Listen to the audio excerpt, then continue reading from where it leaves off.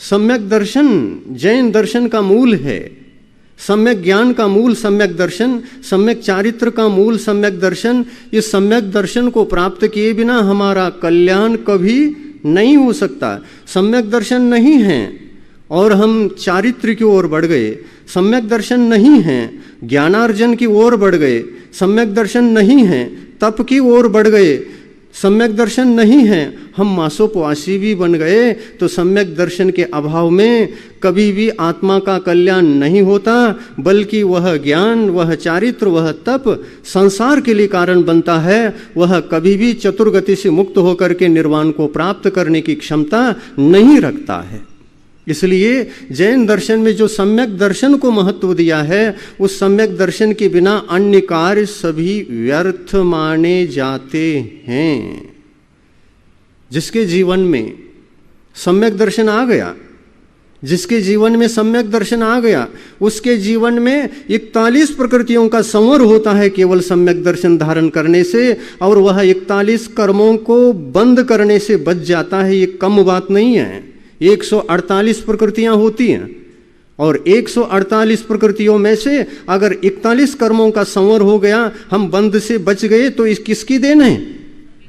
सम्यक दर्शन की देन है। और यह सम्यक दर्शन मनुष्य को तो है ही, प्राप्त हो सकता है।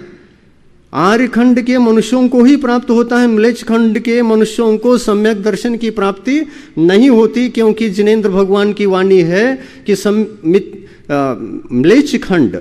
म्लेच्छ खंड में रहने वाले आत्माओं को, चाहे तिर्यंश हो चाहे मनुष्य हो, उनके लिए सदा उस खंड में जन्म लेने के पश्चात, जन्म से लेकर मरण तक सम्यक दर्शन की उत्पत्ति न होने से उनके लिए एक ही गुणस्थान का उपदेश दिया है।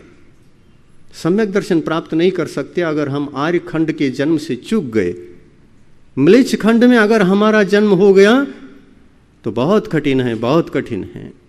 और इसलिए म्लेच्छ खंड में जीव जन्म लेते हैं तो कौन लेते हैं?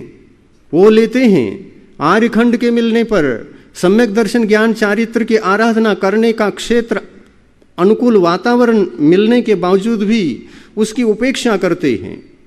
आर्य खंड की उपेक्षा हो गई। दर्शन ज्ञान चारित्र स्वरूप इस धर्म की उपेक्षा का मतलब होता है आर्य खंड की उपेक्षा।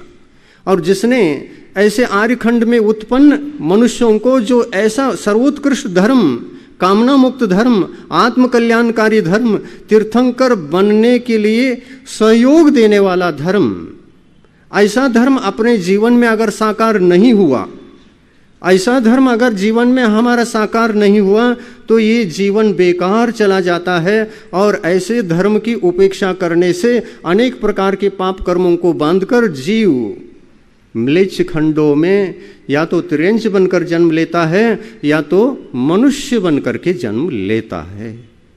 वहां जाकर के क्या करें? कुछ भी नहीं कर सकते। गुणस्थान एक ही है। यहां से जाते समय पहला गुणस्थान, जन्म लेने के पश्चात पहला गुणस्थान, मरण के काल तक पहला गुणस्थान, मरण के पश्चात भी विग्रह गति में पहला गुणस्थान, और जहां भी जा रहा हो वहां से पहला गुणस्थान के साथ जा करके जन्म लेगा। और वहां जन्म लेने के पश्चात भी अगर पुनः उपेक्षा हो गई इस धर्म